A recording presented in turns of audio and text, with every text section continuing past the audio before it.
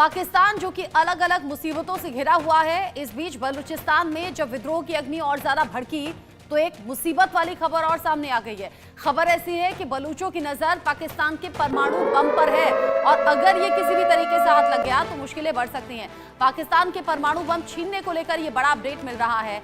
Pakistani expert ने BLA से बड़ा खतरा बता दिया है। पाकिस्तान के परमाणु बम पर बीएलए की नजर है। बीएलए यानी कि बलूच लिबरेशन आर्मी। बलूचिस्तान में भारत का झंडा लहराया जा रहा है। पाकिस्तानी एक्सपर्ट ने यह भी दावा किया, साथ ही साथ ये कहा कि बलूच विद्रोहियों का भारत से गहरा रिश्ता है। बलूचों की बढ़ती गतिविधियां पाकिस्तान के लिए खतरा है।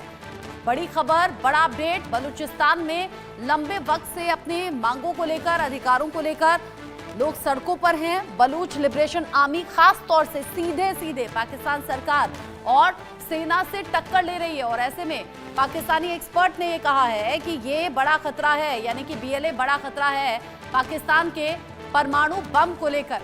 अब जिस तरीके के अपडेट सामने आ रहे हैं, खतरे में कैसे पाकिस्तानी एटम बम है, ये आपको कुछ ग्राफिक्स के जरिए कुछ जो खास पॉइंट्स हैं वो आपको बता देते हैं कि कैसे खतरे में है एटम बम पाकिस्तान का। पाकिस्तानी एक्सपर्ट ने इसको लेकर बड़ा खतरा जताया है। पाकिस्तान के पत्रकार ने इस बात का जिक्र किया है और बताया है कि बीएलए बहुत बड़ा खतरा है पाकिस्तान के परमाणु बम के लिए। यहाँ पाकिस्तानी एक्सपर्ट ने कहा, जो कि मंसूर अली खान है, ये जाने माने पत्रकार भी हों और पाकिस्तान को लेकर अपनी राय खुलकर सामने रखी है। परमाणु बम पर बीएलए की नजर है, यानी कि बलूच लिबरेशन आर्मी नजर रखे हुए परमाणु बम पर। बलूचों की बढ़ती गतिविधियां पाकिस्तान के लिए खतरा बता दी है, जो कि पिछले कुछ दिन में हम लगातार देख रहे हैं।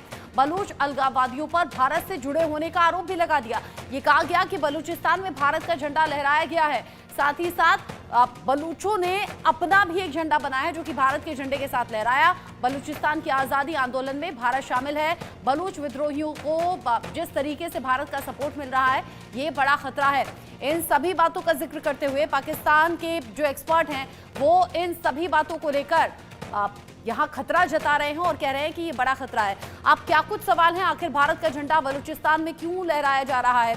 बलूच अधिकार के लिए लड़ रहे तो फिर दूसरे देश का झंडा आखिर वहां पर क्यों लहराया जाएगा, यानी कि भारत का झंडा क्यों लहराया जाएगा? बलूचों की नाराजगी के बीच में पाकिस्तान का न्यूक्लियर प्रोग्राम आखिर कैसे आ गया?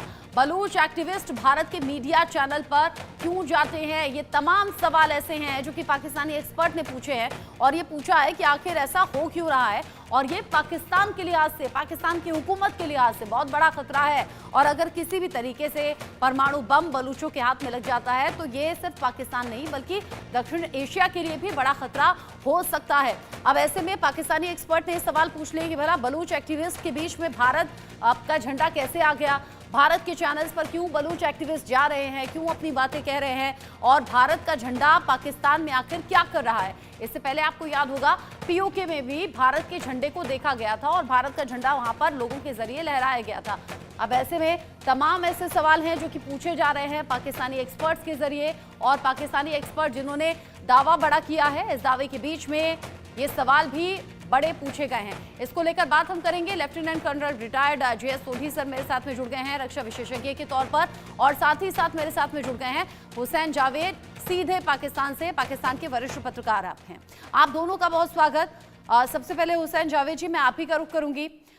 बलूचिस्तान में जो विद्रोह की अग्नि है वो आज की नहीं है, लंबे वक्त से ये मांग हो रही है, लेकिन इन सब के बीच में ही बलूचों की अगर परमाणु बम पर वाकई नजर है, जैसा कि अभी पाकिस्तान के पत्रकार और एक्सपर्ट कह रहे हैं, तो ये कितना बड़ा खतरा हो सकता है?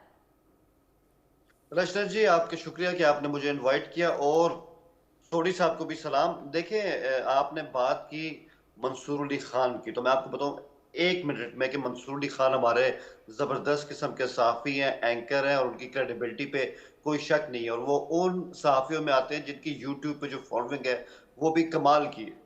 तो उन्होंने जो बात की है, मैंने उनकी वो तमाम बयान सुना, उनका व्लॉग भी मैंने सुना जब मुझे इस टॉपिक का पता चला और मैं उनको पर्सनली भी जानता हूँ। तो मैं आपको बताऊं, जिस तरह उनके बारे में ये कहा जा रहा है जो आपकी रिपोर्ट में, कि उन्होंने इस तरह शायद बात की है कि शायद हमारे जो एटॉमिक बॉम्ब्स हैं वो बीएलए के हाथ में लग सकते हैं। उन्होंने ऐसा कुछ भी नहीं कहा। उन्होंने क्या कहा, उन्होंने असल में बीएलए के कुछ सपोर्टर्स हैं जो कि शायद हॉलैंड के अंदर एहतजाज कर रहे थे, मतलब उनकी एक छोटी सी रैली निकली जिसमें 10-15 लोग थे और वहां पे उन्होंने ऐसे बैनर उठाए थे कि पाकिस्तान का जो न्यूक्लियर डॉक्ट्राइन है इसको बंद होना चाहिए। उन्होंने ये बात की थी जो लोग वहां पर एहतजाज कर रहे थे। ऐसी कोई बात नहीं कि मंसूर अली खान ने ये कहा है कि हमारे जो बॉम्ब्स हैं वो उनके हाथ पे रख सकते हैं, क्योंकि बॉम्ब्स आपको अच्छी तरह पता है कोई ऐसी चीज नहीं है कि जो किसी अलमारी के अंदर पड़ी और कोई भी बंदा उठा के उसको लेके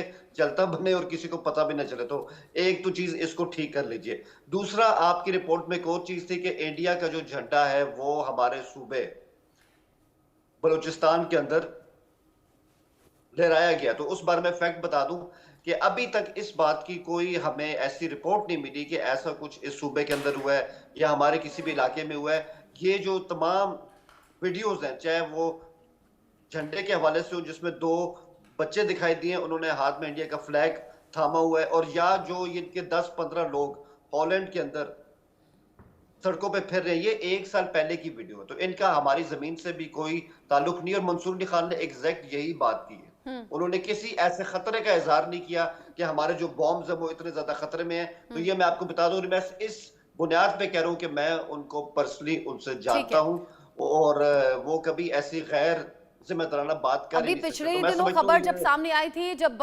तालिबान आगे कदम बढ़ा रहा था, टीटीपी के लड़ाके कदम आगे बढ़ा रहे थे, उस वक्त भी कुछ ऐसी खबरें सामने आई थी जब परमाणु बम से जुड़ा बड़ा खतरा बताया जा रहा था, और उस वक्त भी हम इसी तरह की चर्चा कर रहे थे। जे.एस. सोढी सर, आपको ये पूरा जो अभी का घटनाक्रम है उसे आप कैसे देख रहे हैं?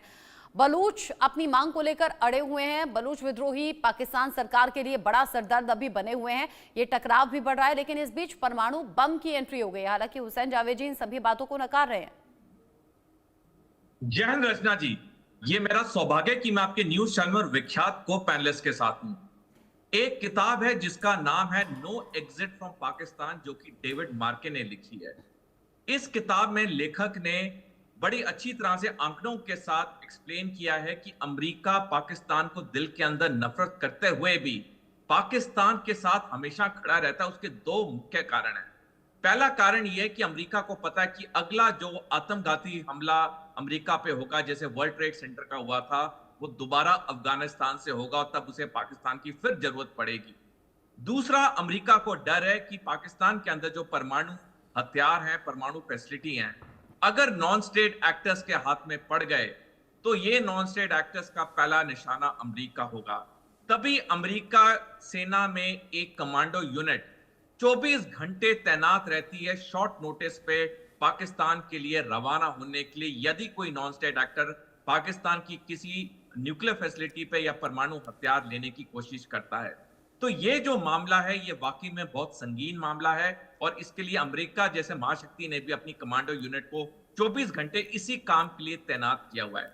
अब जहां तक बात है बीएलए की परमाणु हथियार पे नजर रखने की, मैं बिल्कुल एग्री करता हूं उनके ऐसे मंसूबे होंगे, क्योंकि ऐसे मंसूबे सिर्फ बीएलए के नहीं है रचना जी, ये टीटीपी के भी हैं, और जितने आतंकवादी संगठन इस वक्त पाकिस्तान में सक्रिय हैं सबके हैं। क्योंकि ये सारे संगठनों को पता है अगर उनके हाथ में एक भी परमाणु हथियार लग गया, वो पूरी दुनिया को रैंसम पे होल्ड कर सकते हैं।